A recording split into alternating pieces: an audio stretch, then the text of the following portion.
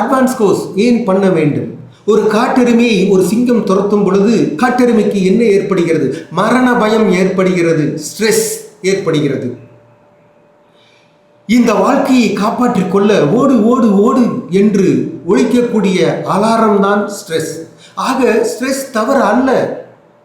வரக்கூடிய ஆபத்திலிருந்து நம்மளை எப்படி காப்பாற்றிக் கொள்ள வேண்டும் என்பதற்காக உள்ளிருந்து ஒழிக்கக்கூடிய அலாரம் தான் ஸ்ட்ரெஸ். காட்டெருமை சிங்கத்திடமிருந்து தப்பிய பிறகு உடனே அது அமைதிக்கு திரும்புகிறது.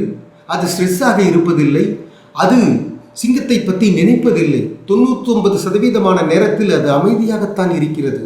ஆனால் நாம் அப்படி அல்ல.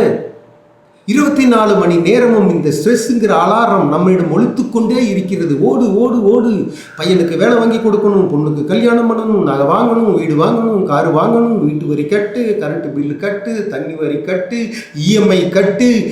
அப்படி வீட்டுக்காரன் என்ன நினைப்பான், பக்கத்து வீட்டுக்காரன் என்ன நினைப்பான், சொந்தக்காரன் நம்மளை பற்றி என்ன நினைப்பான், எனக்கு அது நடக்கலை, இது நடக்கலை, நான் நினச்சது போல் எதுவுமே இல்லை, வியாபாரத்தில் நஷ்டம். இப்படி அந்த அலாரம் 24 மணி நேரமும் நமக்கு தொடர்ந்து அடித்து அடித்து நம்ம கடைசியில் கிரானிக் ஸ்ட்ரெஸ்ஸில் மாட்டிக்கொள்கிறோம். அதனால்தான் நமக்கு என்ன ஏற்படுகிறது அப்படின்னு பார்த்தீங்கன்னா, பிபி வருகிறது, சர்க்கரை வருகிறது, ஹார்ட் ப்ராப்ளம் வருகிறது, கேஸ் ட்ரபிள் வருகிறது. இதுபோல் மிருகத்துக்கு எதுவுமே, எந்த மிருகத்திற்கும் கேஸ் ட்ரபிளோ ஹார்ட் அட்டாக்கோ இது போல வாய்வு தொல்லையோ ஏற்பட்டது இல்லை. இயற்கையாகவே இந்த ஸ்ட்ரெஸ் அலாரத்தை ரெகுலேட் பண்ணக்கூடிய ஒரு சிஸ்டம் நம்மிடம் உள்ளது. அதற்கு பெயர் தான் காபா. காபா என்பது மூளையில் சுரக்கக்கூடிய ஒரு கெமிக்கல், ரசாயனம். இப்படி தரிகட்டி போய் நம் கட்டுக்கோப்பில் இல்லாமல் சதா நரம்பு மண்டலத்தை தூண்டி கொண்டிருக்கும் நரம்பு முறுக்குகளை அமைதிப்படுத்துவதுதான் அதனுடைய வேலை.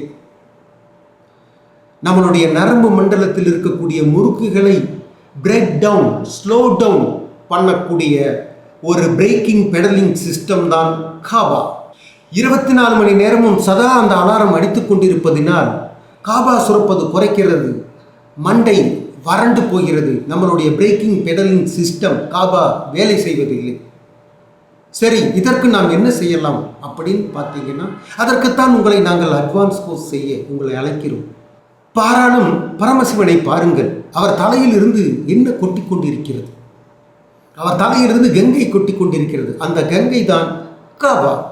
ஏன் பரமசிவன் தலையிலிருந்து மாத்திரம் கங்கை கொட்டி கொண்டிருக்கிறது என்றால், நீங்கள் உற்று பார்த்தால் அவர் என்ன செய்து கொண்டிருப்பார் என்பது புரியும். அவர் கண்களை மூடி தியானத்தில் அமர்ந்திருக்கிறார்.